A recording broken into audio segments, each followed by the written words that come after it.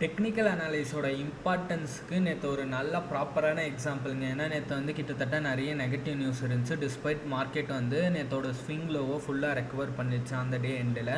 ஏன்னா நல்லா சப்போர்ட்டுன்றதுனால ஃபஸ்ட்டு என்னென்ன நெகட்டிவ் நியூஸ்ன்னு பார்ப்போம். நேற்று வந்து டாலருக்கு நிகரான இந்திய ரூபாய் வந்து கிட்டத்தட்ட 96 ஆல் டைம் ஹையை ஹிட் பண்ணிச்சு.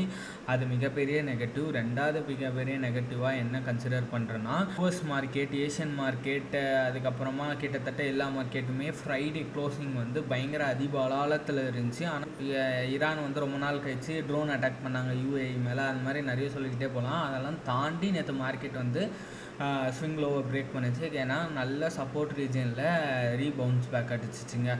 ஸோ இன்றைக்கான ஸ்டாக் டு வாட்ச் பார்க்கலாம்.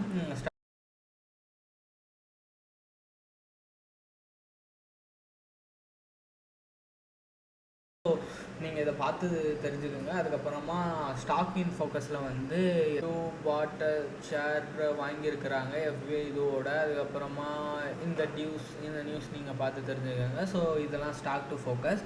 ஸோ ப்ராடர் மார்க்கெட் இது வந்திங்கன்னா உங்களுக்கு வந்து குளோபல் இண்டெக்ஸில் 22 பாசிட்டிவாகவும் 20 நெகட்டிவாகவும் இருக்குது. ஸோ எஃப்ஐடிஎஸ் வந்து கிட்டத்தட்ட 2000 கோடிக்கு வாங்கியிருக்கிறாங்க.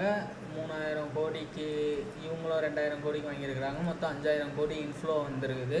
ஸோ இன்றைக்கான ரேஞ்ச் பார்த்திங்கன்னா 23,400 இருந்து 23,000 சொல்ல முடியாதுங்க. இன்றைக்கி பெட்ரோல் ப்ரைஸுமே வந்து 80 காசு ஏற்றிருக்கிறாங்க. கரெக்டாக சொல்லணும்னா 87 பைசா ஏற்றிருக்கிறாங்க. ஸோ தேங்க்யூ ஃபார் வாட்சிங். Have a nice day.